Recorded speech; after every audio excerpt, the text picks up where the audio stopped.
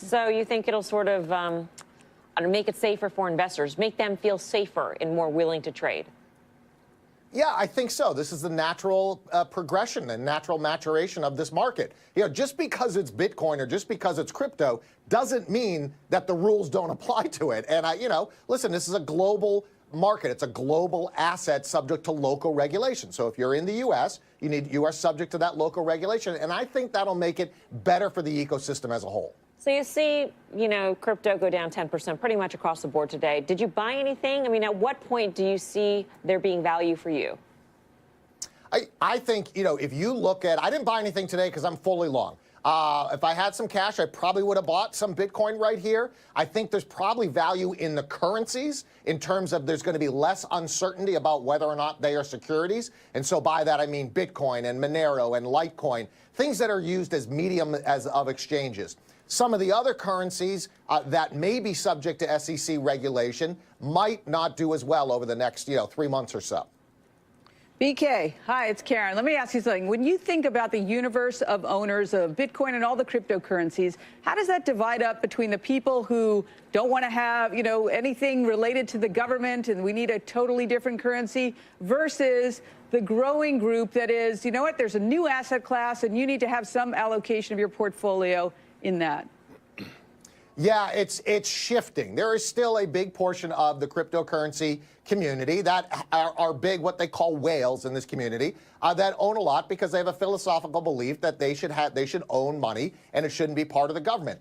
However, as institutions come in and say, you know what, this is an asset class, you are seeing that shift. So I can just tell you from my experience, the institutions that I'm seeing now are family offices, fund of funds.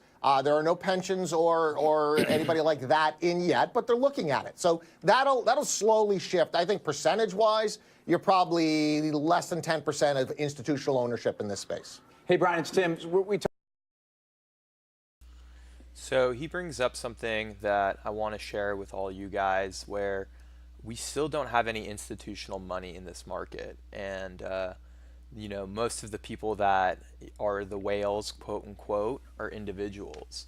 And that's going to be very interesting because once, there is proper regulation and once, these big fund managers and pensions realize that, it's better to be diversified in their investments. And also, I do feel like this stock market bubble, whether it's now or in the future, is gonna pop. I mean, there's only so much easy money and quantitative easing the government can do, and whenever that does burst, I do see a giant rush to the cryptocurrency market, and that's why I still think that it's a great buying opportunity, and it hasn't gone away, especially if you can buy when the market cap is under 400 billion.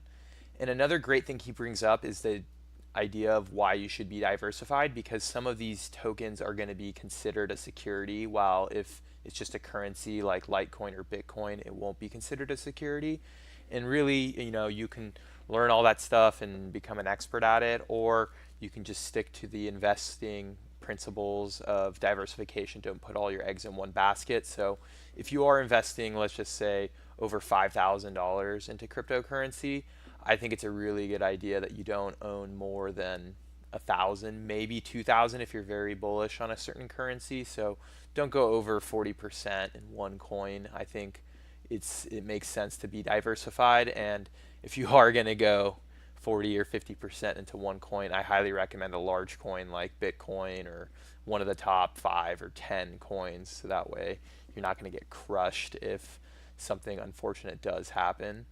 But let me know what you guys think, and if you do have a chance, please subscribe to this channel if you can, and share this with your friends that are interested in cryptocurrency. We're very close to hitting our 2,000 subscriber mark. In fact, maybe by the time I post this video, we've hit 2,000 subscribers, and the goal of this channel is hopefully by the end of the year 10,000 subscribers. And I plan on sharing more content with you guys, good news. And just give me your comments. Let me know what you guys think. It really helps me figure out what I should be sharing with you guys and hopefully keep things interesting for you guys. All right, have a great day, and I will talk to you guys soon.